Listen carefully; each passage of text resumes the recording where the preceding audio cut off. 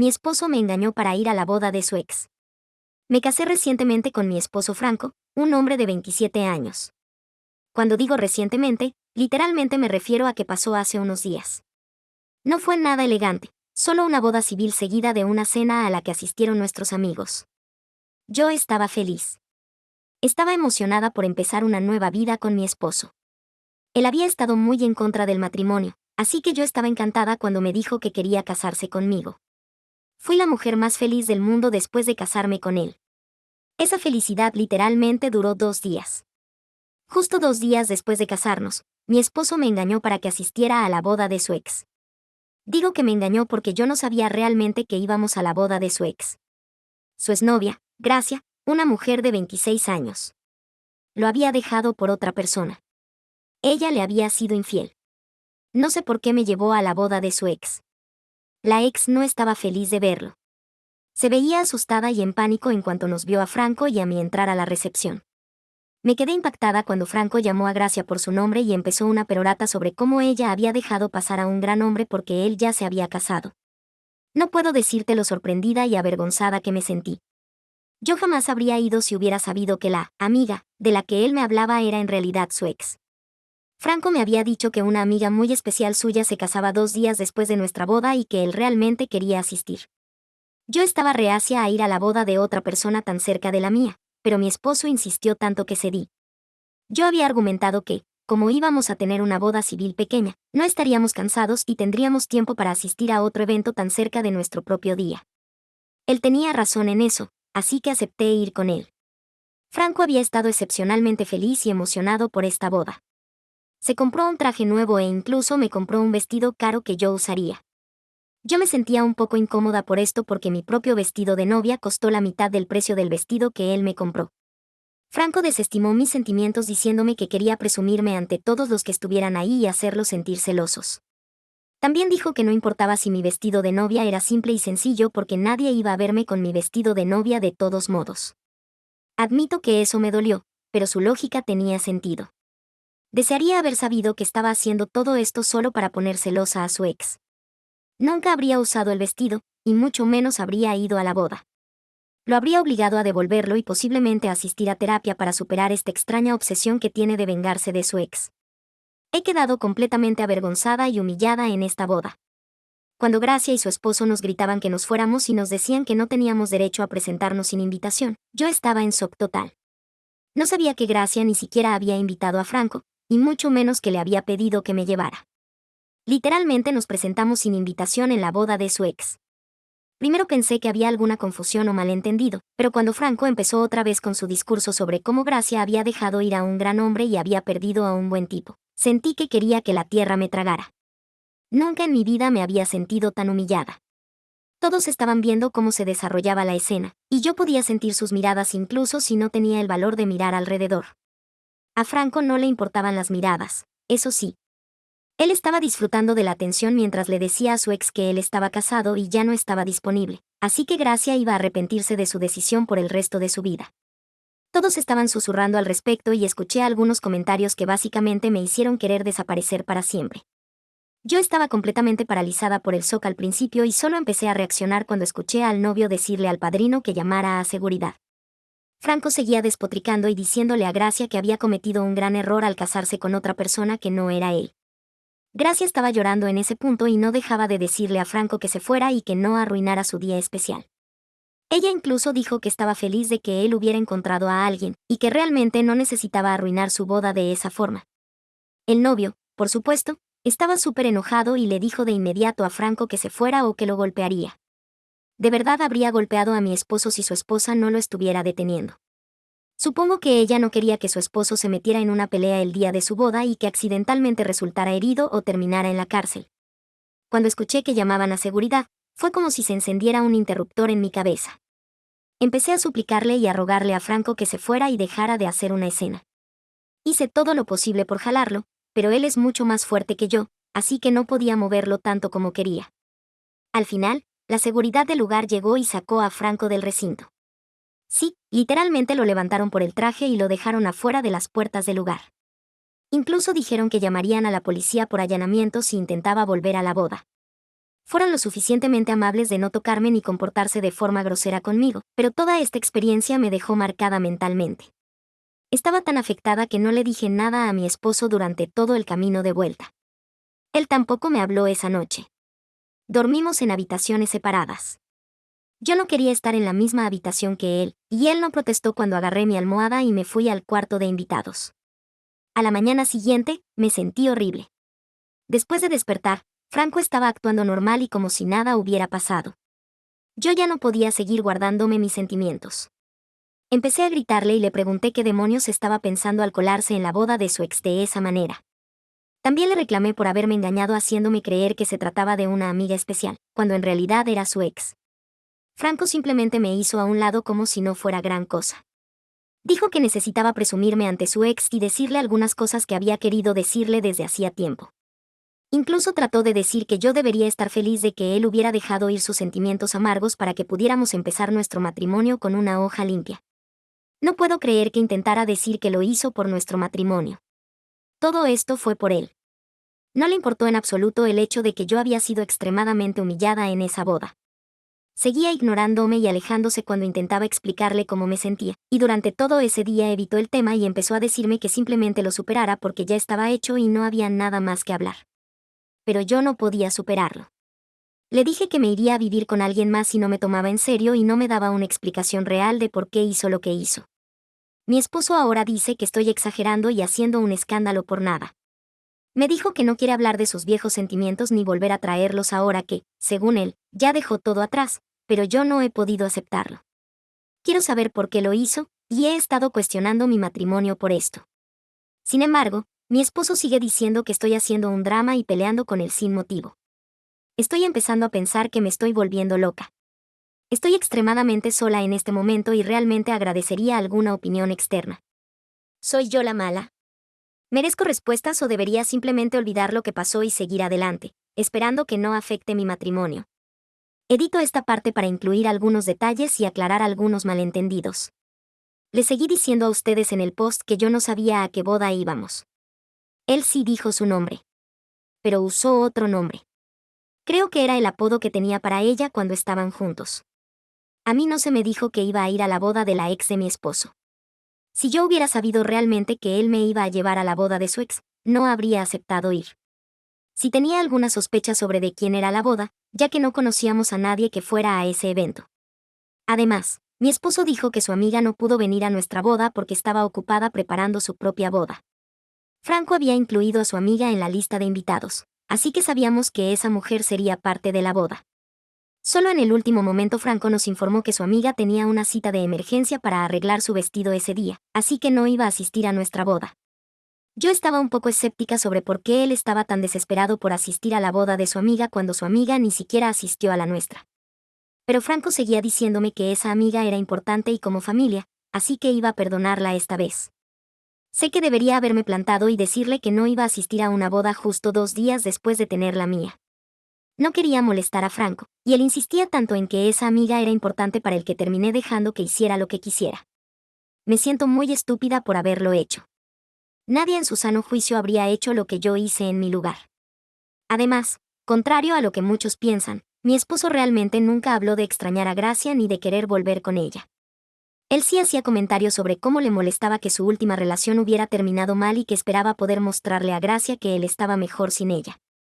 No sé por qué está tan obsesionado con alguien que le fue infiel descaradamente y lo dejó por otra persona. Debería haber superado su amargura hace tiempo, pero no lo ha hecho. Quizá ustedes tienen razón al decirme que investigue más porque esto ya no tiene sentido. Voy a tener una larga conversación con mi esposo lo antes posible. También tendré que tomar decisiones difíciles y haré una actualización cuando lo haga. Actualización 1. Ahora estoy segura de que no soy la mala. He estado volviéndome loca estos últimos días, preguntándome si debía seguir presionando para obtener respuestas o simplemente seguir adelante y esperar lo mejor. Mi esposo me evita como la peste cada vez que saco este tema. En otros momentos, actúa todo cariñoso y hasta habla de lo emocionado que está por irnos a nuestra pequeña luna de miel. Yo no he estado interactuando mucho con él, y cuando lo hago, saco el tema de la boda. Franco, por supuesto, esquiva las preguntas y se va del cuarto. Sigo durmiendo en la habitación de invitados. Por más que Franco me ruegue que vuelva a la habitación principal, simplemente no soporto estar cerca de él. Por ahora, leí todos sus comentarios y pensé en lo que me dijeron. Ahora estoy replanteándome toda la relación, especialmente mi propia boda. La mayoría de ustedes piensa que él se casó conmigo apresuradamente para presumirse frente a su ex y hacerla arrepentirse de haberse casado con alguien más. He pasado mucho tiempo preocupándome por esto y he llegado a una realización muy difícil. Puede que ustedes tengan razón con esa suposición. Cuando Franco y yo empezamos a salir, él me dijo claramente que no estaba interesado en casarse pronto. Me dijo que le daba miedo casarse y establecerse después de que su exnovia de largo plazo le fue infiel. Yo entendí sus preocupaciones y le aseguré que esperaría. Amaba tanto a ese hombre que incluso estaba dispuesta a estar con él sin una boda formal. Después de unos años, estaba casi convencida de que no nos casaríamos. Era una sensación triste, pero la acepté. Entonces, de repente, Franco me propuso matrimonio y me dijo que deberíamos hacer una boda civil para no tener que esperar mucho y planear todo. Sinceramente, yo sí quería una boda tradicional, pero también estaba feliz con una boda civil, ya que incluso eso estaba fuera de mis expectativas en ese punto. Él fijó la fecha de la boda a su gusto y planeó todo excepto la cena. Ahora me doy cuenta de que pudo haber orquestado todo esto solo por gracia. Ni siquiera creo que realmente quisiera casarse conmigo. Solo quería demostrarle a Gracia que había cometido un gran error al engañarlo y dejarlo. Aún no lo entiendo. Han pasado más de 3 años. No sé por qué no pudo superar a Gracia. Ni siquiera han estado en contacto. Es absurdo que Franco haya mantenido esto durante tanto tiempo. Supongo que mintió sobre sus verdaderos sentimientos por Gracia. Ahora estoy empezando a pensar que todavía ama a su ex. Y yo solo era un reemplazo. Dios, no sé por qué me pasó esto ni qué hice para merecerlo. Debí haber escuchado a mis amigas cuando me dijeron que el repentino entusiasmo de Franco por casarse era extremadamente sospechoso. Ellas estaban en contra de nuestra relación porque sabían que teníamos metas diferentes respecto al matrimonio. Ojalá las hubiera escuchado y al menos hubiera cuestionado mi relación una vez. Tal vez no estaría en este desastre. Les dije en el post original que estoy muy sola. Bueno, no es que no tenga amigas. Simplemente no les había contado aún este desastre porque no quería que me juzgaran. Ya estoy muy avergonzada y humillada por todo esto, pero tal vez debería abrirme con ellas y contarles lo que pasa. Y por cómo se ven las cosas ahora, probablemente tendré que terminar este matrimonio y esta relación. Por supuesto, planeo darle a Franco la oportunidad de explicarse adecuadamente y ofrecerle la opción de ir a terapia si puede dar una explicación decente de lo que hizo. Pero estoy empezando a pensar que ya no tiene sentido. Actualización 2. Hola, chicos. Regresé con una actualización distinta a la que les habría gustado. He estado tratando de hablar con mi esposo sobre todo esto, pero sin éxito. Ni siquiera pude mencionarle lo de la terapia o darle un ultimátum. Él simplemente se niega a hablar conmigo y se va del cuarto cada vez que lo intento. Han pasado días y realmente me estoy cansando de su comportamiento. Sigo confundida sobre qué hacer. Y esta mañana recibí un mensaje de texto de una de las amigas de Franco. Ella me dijo que Gracia pidió mi número y que ha estado queriendo hablar conmigo. La amiga también dijo que Gracia le contó lo que Franco había hecho, pero que no se lo había dicho a nadie más. La amiga literalmente estuvo de acuerdo en que lo que hizo Franco no estuvo bien. Fue un alivio enorme escuchar que incluso una amiga de él pensaba que estaba equivocado. La amiga sonaba realmente preocupada y me dijo que debería hablar con Gracia porque tenía algo importante que decirme. Admito que al principio no quería hablar con ella, pero las palabras de la amiga me hicieron reconsiderarlo. Le dije que le diera mi número a Gracia y esperé a que se comunicara. No sabía qué quería decirme. A decir verdad, sigo sin saberlo. Ella me pidió que nos reuniéramos porque tenía algo que mostrarme y contarme sobre Franco. Eso de inmediato me puso nerviosa. Después de pensarlo un poco, acepté reunirme con ella. Como Franco se negaba a hablar conmigo, necesitaba averiguar más cosas de alguien más. Y Gracia sería la persona perfecta para eso. También planeo disculparme con ella por lo que pasó en la boda porque estoy segura de que arruinamos su día por completo. Sí, no fue mi culpa y yo no sabía nada, pero ella no sabe eso. Quiero disculparme y aclarar las cosas. No tengo nada en contra de esa mujer. Además, no se preocupen por mí. Ya les conté a mis amigas lo que pasó y han sido muy solidarias. De hecho, han sido más solidarias de lo que merezco. Una de ellas me acompañará a reunirme con Gracia solo para asegurarse de que nada malo ocurra. Él se sentará en otra mesa y no será parte de la conversación. Mañana voy a reunirme con Gracia. Me siento muy nerviosa y con pánico. Franco no sabe nada de esto. Ninguna de sus amigas ni de mis amigas se ha comunicado con él todavía. Él está actuando igual que en los últimos días. Para ser honesta, estoy comenzando a resentirlo. Quizá esto realmente sea el final para nosotros. Actualización 3. Acabo de salir de la casa y me mudé con mi amiga. No estoy sola y he recibido mucho apoyo. Aún así, necesito desahogarme. Necesito contarles lo que descubrí. Fui a reunirme con Gracia esta mañana. No sabía qué esperar, pero esto supera cualquier cosa que hubiera imaginado. Gracia es una mujer encantadora y yo la había estado llamando infiel, sin motivo. Se reunió conmigo porque quería contarme la verdad sobre el hombre con el que me casé. Cuando nos sentamos a hablar, inmediatamente me disculpé con ella por arruinar su boda. Empecé a balbucear diciendo que no tenía idea de que era su boda y que habría detenido a mi esposo si lo hubiera sabido. Gracia me miró con comprensión y me dijo que sabía que yo había sido engañada para ir. Dijo que la expresión de mi cara era de puro shock cuando Franco dijo su nombre, y que en ese momento ella supo que yo no tenía idea de lo que estaba pasando. Me aseguró que no me culpaba. Ella solo estaba ahí para advertirme sobre mi esposo por si yo no sabía nada. Siempre le estaré agradecida por haber venido a hablar conmigo. Me enteré por ella de que mi esposo ha estado acosándola y siguiéndola desde que terminaron. Franco se negó a dejarla en paz sin importar cuánto intentara alejarlo. Las amenazas de la policía lo mantuvieron alejado por un tiempo, pero él volvió a escalar. Cuando ella anunció su boda, él llevaba tiempo siguiendo sus redes sociales usando cuentas falsas. Ella me mostró todos los mensajes de texto y correos electrónicos que mi ex le había enviado. Todavía me cuesta procesarlo. Terminé vomitando después de leerlos. Franco estaba obsesionado con Gracia. Todavía está enamorado de ella y piensa que Gracia debería ser suya. Él me mintió sobre que ella le fue infiel. En realidad, Franco fue el que tuvo una aventura con una compañera de trabajo. Gracia terminó con él a pesar de que él le rogó que no lo dejara. También me mintió sobre por qué cortaron. Yo tampoco sabía que él estuvo acosando activamente hasta un mes antes de la boda. Gracia dijo que esperaba que él finalmente la hubiera dejado en paz, por eso no advirtió al lugar de la boda sobre él. Ahora lo lamenta. Gracia también dijo que preferiría no tener ningún tipo de contacto con Franco ni con nadie relacionado con él, pero que tenía que intervenir para advertirme. Dijo que tenía un mal presentimiento por la forma en que me engañaron para ir y que quería hacer su parte para salvar a alguien que podría estar entrando en un matrimonio abusivo. No puedo decirles cuánto le agradezco. Todavía me siento enferma después de descubrir la verdadera magnitud de la obsesión de Franco. Fui con mi amiga, regresé a casa, empacé mis cosas y me fui lo más rápido posible. Franco ahora no para de llamarme y preguntarme dónde estoy. No le he respondido. Mis amigas me dijeron que todas confrontaron a Franco, pero él estaba actuando de forma errática, así que no pudieron sacar respuestas claras. Empiezan a preocuparse por mi seguridad, y yo también. No sé qué va a pasar ahora.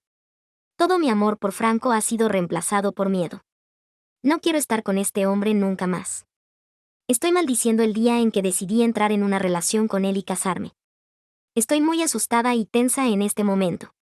Solo Dios sabe cómo saldré de este desastre. Actualización 4. Hola, chicos. He vuelto después de mucho tiempo. Voy a compensar la demora publicando una actualización bastante larga sobre lo que pasó. Había estado en un lugar muy oscuro cuando escribí la última actualización, y las cosas empeoraron después, así que necesitaba aislarme y concentrarme en recuperarme mental y físicamente. No quiero asustarlos, así que les diré que esta es una actualización positiva. Pero sí tiene menciones de agresión, así que por favor eviten leer si es algo desencadenante para ustedes. Bueno, ¿qué puedo decir?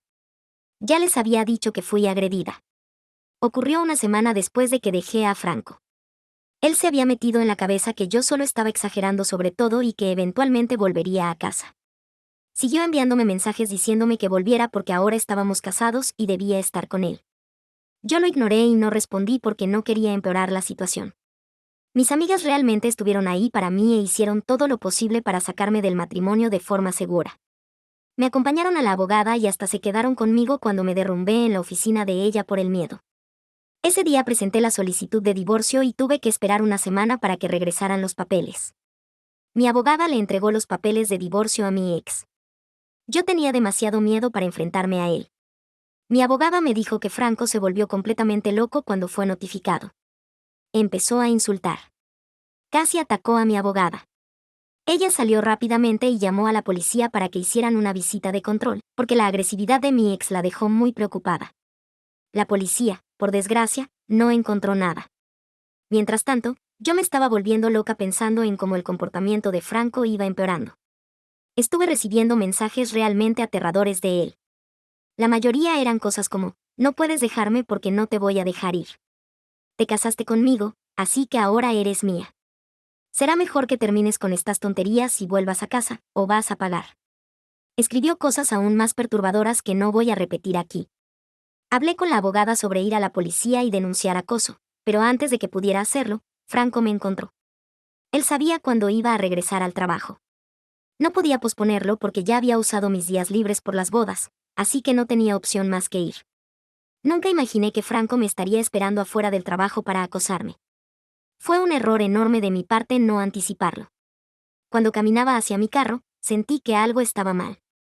Solo quería regresar a casa de mi amiga lo más rápido posible, así que aceleré el paso. Franco estaba esperándome detrás de mi carro. Me agarró e intentó básicamente secuestrarme. Yo intenté pelear mientras él me arrastraba hacia su carro. Finalmente, él se hartó de que yo resistiera y me dejó inconsciente de un golpe para que no pudiera protestar. Dios, se siente tan mecánico escribirlo así. No quiero que nadie pase por lo que yo pasé. Todavía tengo pesadillas, pero la terapia me ha hecho lo suficientemente fuerte como para hablar de esto sin tener un ataque de pánico. Así que Franco intentó secuestrarme, pero alguien lo vio y llamó a la policía. Afortunadamente, la seguridad del edificio también vio la pelea en las cámaras y corrió a ayudarme. Todo esto lo cuento por lo que me dijeron después, porque yo estaba inconsciente y no recuerdo los detalles. Desperté en el hospital con una fuerte conmoción cerebral y varios moretones. Mis amigas fueron notificadas y llegaron lo más rápido posible. La policía tomó mi declaración y presenté cargos. Franco fue enviado a la cárcel, pero por supuesto pagó fianza y salió rápido. Pero logré conseguir una orden de restricción contra él, así que no puede acercarse a mí. También logré anular mi matrimonio, lo cual ha sido maravilloso para mí. No tuve que ver ni interactuar con Franco demasiado. Se veía realmente desquiciado cuando lo vi, y yo hice todo lo posible por mantenerlo fuera de mi vista. Pasé días horribles después del ataque, pero mis amigas estuvieron conmigo. No tengo contacto con mi familia porque son abusivos, así que mis amigas son mi familia. Sorprendentemente, las amigas de Franco lo dejaron de lado y han estado apoyándome. Algunas enviaron canastas de regalo y pasaron a dejar comida. Gracia también envió una canasta. Ella ha ofrecido proveer pruebas del acoso de Franco a la policía para que podamos intentar que al menos lo ingresen a un centro de salud mental. Ese caso sigue en proceso, pero parece que Franco pasará unos meses en la cárcel. Antes de que se preocupen por mí, tomé clases de defensa personal y también me mudé a un nuevo lugar. Mi apartamento está arriba del apartamento de una amiga, así que no estoy sola. Y vivir en un apartamento es más seguro que vivir en una casa.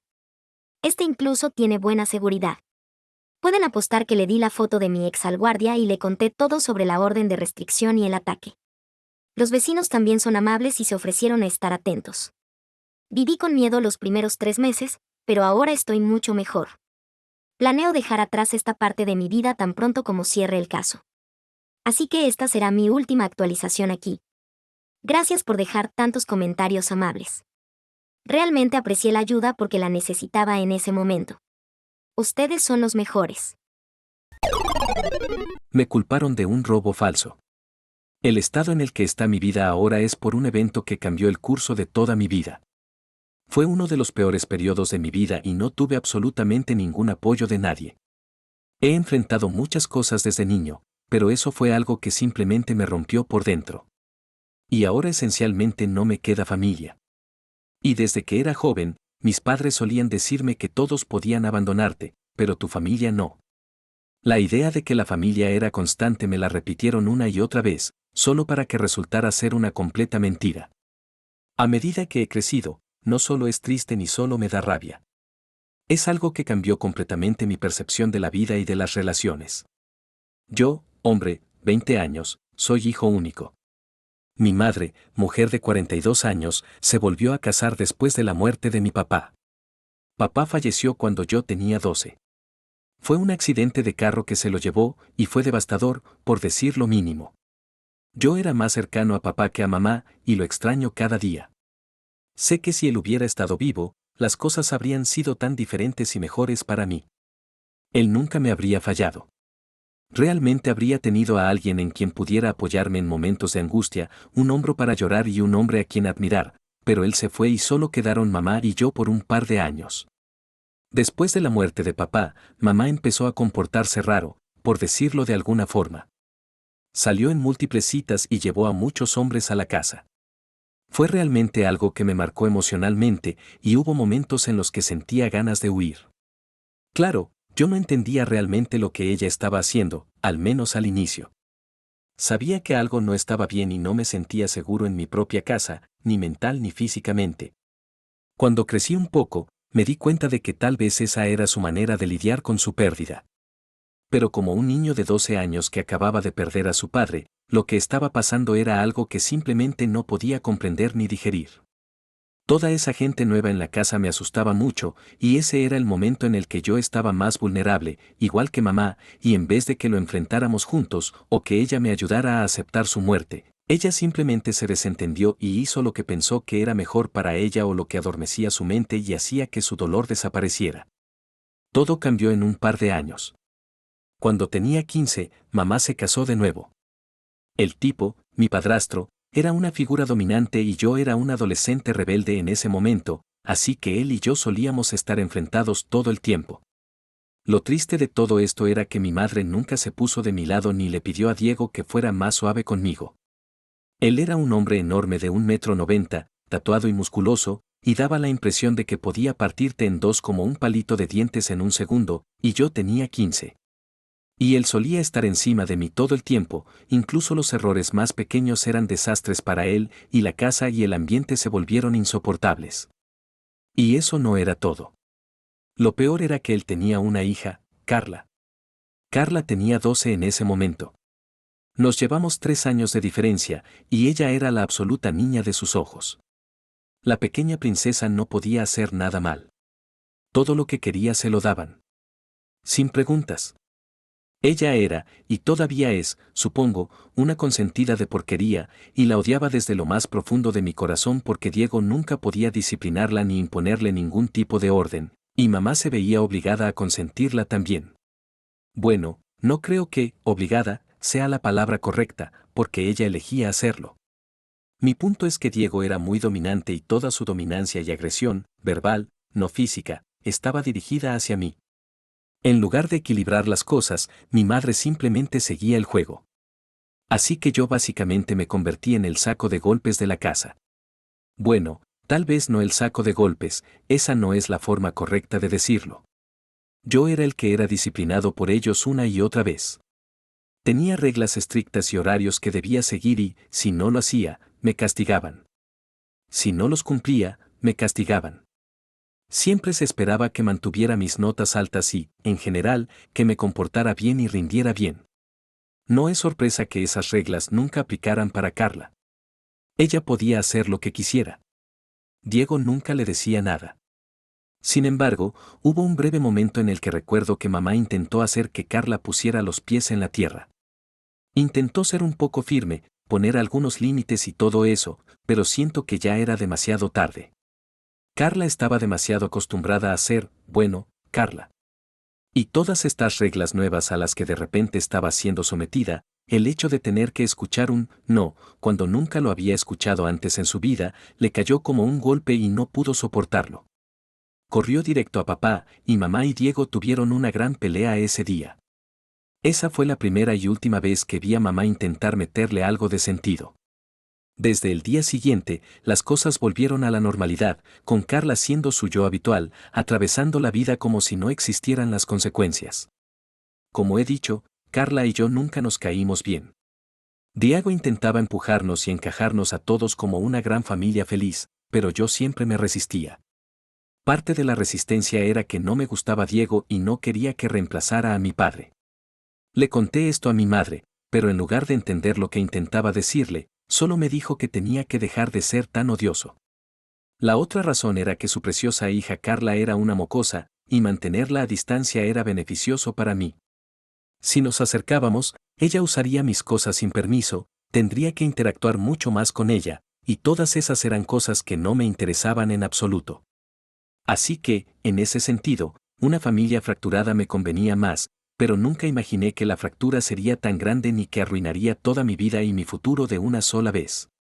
En mi último año de secundaria, estaba muy enfocado y motivado. Quería ir a una buena universidad, preferiblemente fuera del estado, principalmente porque siempre he sido muy académico y quería hacerlo bien, hacer algo con mi vida. La otra razón muy importante era que quería ir lo más lejos posible de casa. Una vez que me fuera, nadie podría obligarme a visitar ni nada por el estilo. Sería un pájaro libre. Finalmente, papá venía de una familia rica y había creado un fondo universitario para mí. No cubriría todo el costo, pero aún así era bastante sustancial. Así que él se había asegurado de que yo estuviera preparado para la universidad. No sé si mamá alguna vez aportó algo, pero si me preguntas, no lo creo.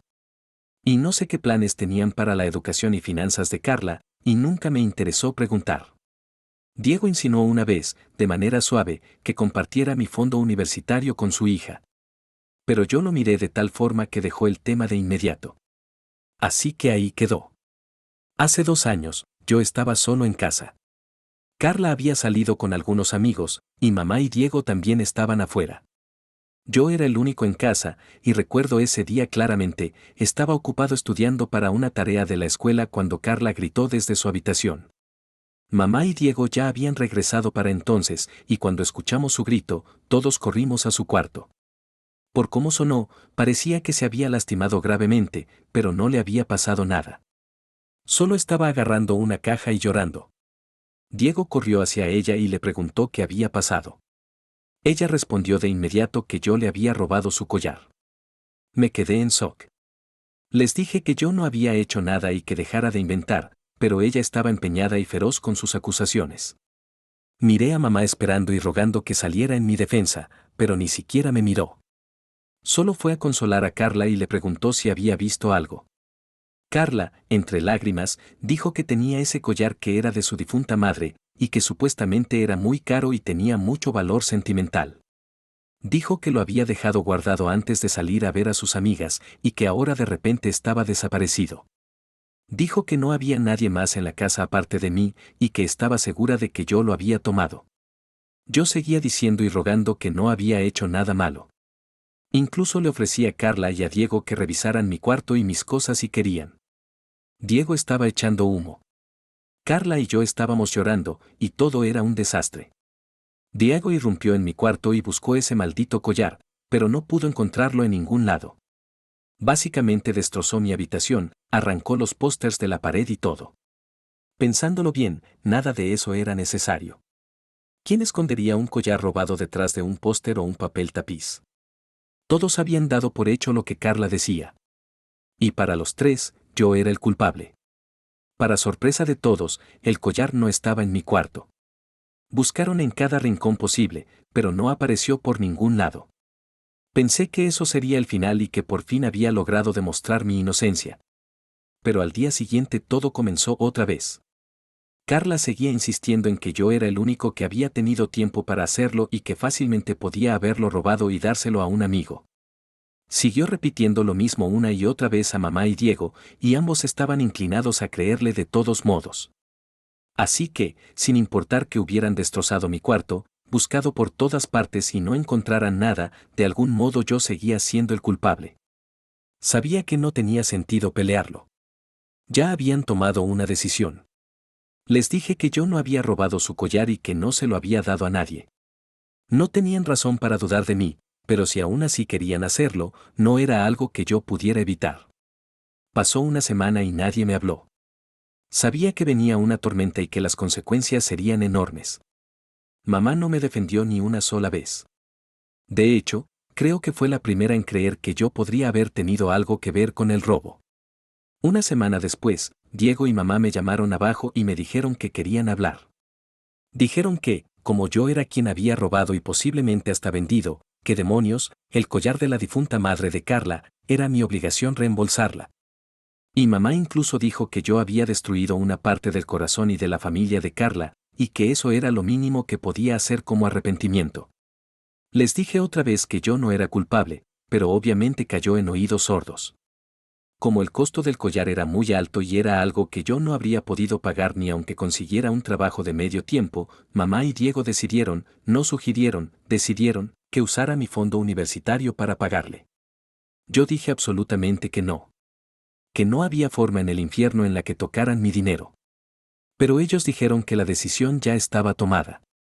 Que no había nada que yo pudiera hacer al respecto. Supliqué a mamá que no me hiciera esto. Le supliqué de rodillas, pero no me escuchó. Solo seguía diciendo que le daba vergüenza haber criado a un ladrón. Sacaron mucho dinero del fondo, muchísimo, y mamá tenía control sobre él de todos modos, así que yo no podía hacer nada. Pero ese fue el día en que decidí que para mi mamá estaba muerta. En cuanto entré a la universidad, la bloqueé de todos lados. He tenido que pedir préstamos y estoy en mi segundo año de universidad ahora. Por supuesto que ha sido difícil y va a seguir siéndolo por un par de años más, pero no puedo hacer nada al respecto. Nunca volví a hablar con nadie de mi familia, y pensé que nunca lo haría, especialmente con mamá. Ella me traicionó de la peor forma posible. No solo no me defendió y creyó que yo era capaz de robar, también me robó algo que era mío, algo por lo que papá trabajó duro y ahorró para mí. Poco sabía ella que el karma venía a morderla en el trasero. Ayer recibí una llamada de un número desconocido. Si hubiera sabido que era mamá, habría bloqueado el número de inmediato. Contesté la llamada y ella empezó a llorar desconsoladamente en el teléfono, tanto que durante los primeros minutos ni siquiera pude entender que era ella. Y cuando lo hice, habría sido grosero colgarle. Así que me quedé en la línea. Ella me dijo que necesitaba mi ayuda con algo muy importante y que yo era su única familia. Quise reírme y colgar, pero la curiosidad me ganó. Así que le pregunté qué había pasado. Sabía que no iba a ayudarla, pero admito que me divertía verla así. Dijo que Carla había estado diciéndole a la gente que mamá la había estado abusando en casa y que llevaba años así. Mamá no tenía idea de que esto estaba pasando. Ella tenía la sensación de que los vecinos no le hablaban mucho últimamente y que recibía algunas miradas aquí y allá, pero nunca le dio importancia. Se enteró solo ahora porque, al parecer, el rumor llegó a su trabajo y la llamaron a recursos humanos. No es algo por lo que puedan tomar acciones legales, pero mamá está más que avergonzada porque ahora sus colegas piensan que es algún tipo de abusadora. Yo la interrumpí y le dije que sí era una abusadora. La gente simplemente pensaba que había estado abusando del niño equivocado.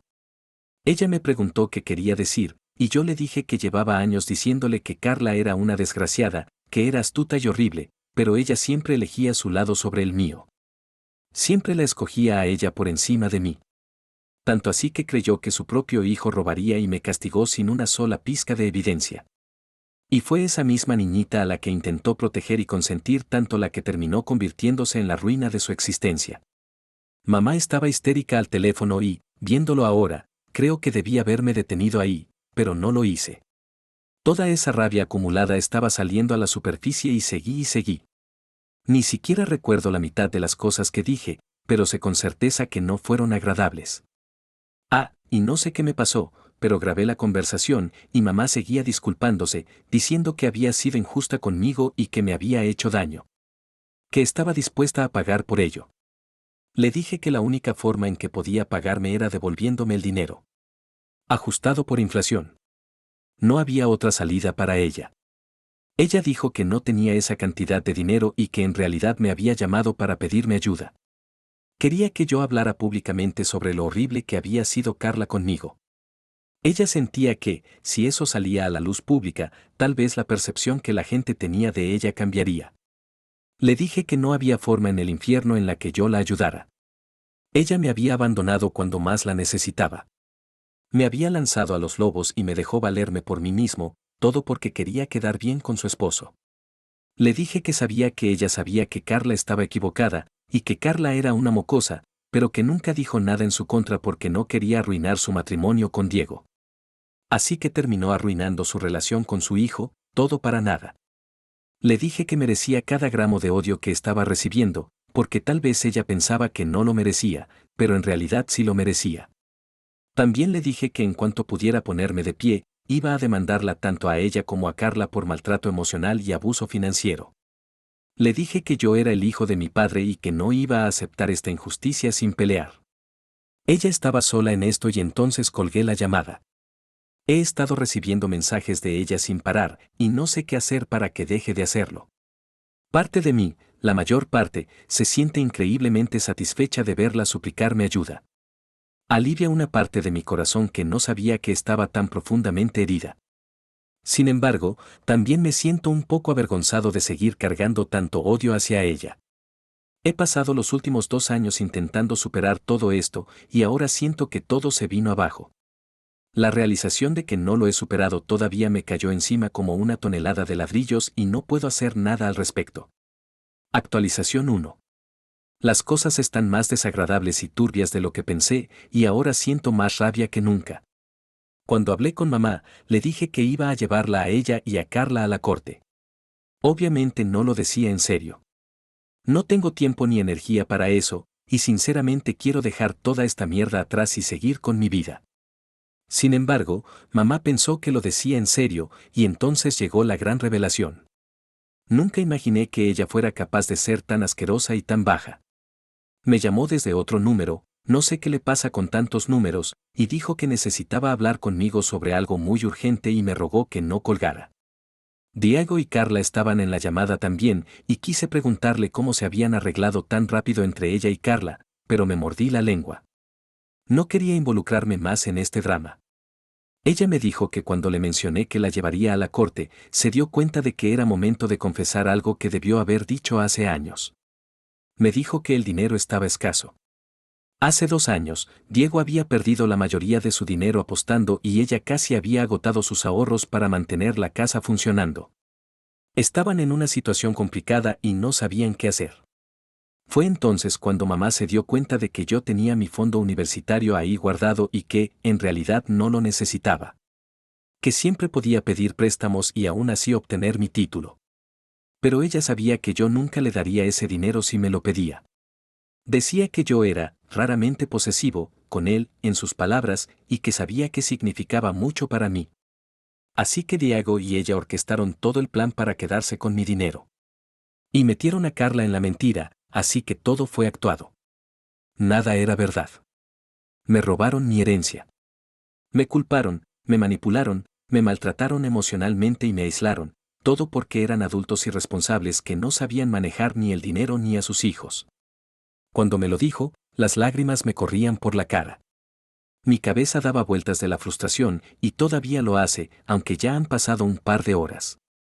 Ella dijo que quería ser sincera conmigo y disculparse para que pudiéramos empezar de cero como una familia. Le dije que yo no tenía familia. Que mi única familia era mi papá, y él ya no estaba. Le dije que si realmente quería arrepentirse, solo había una manera. Necesitaba ese collar que aparentemente yo había robado. Todo había sido por ese maldito collar, y si ellos habían decidido arruinar mi vida por él, entonces lo necesitaba. Y entonces llegó el peor golpe. No existe ningún collar.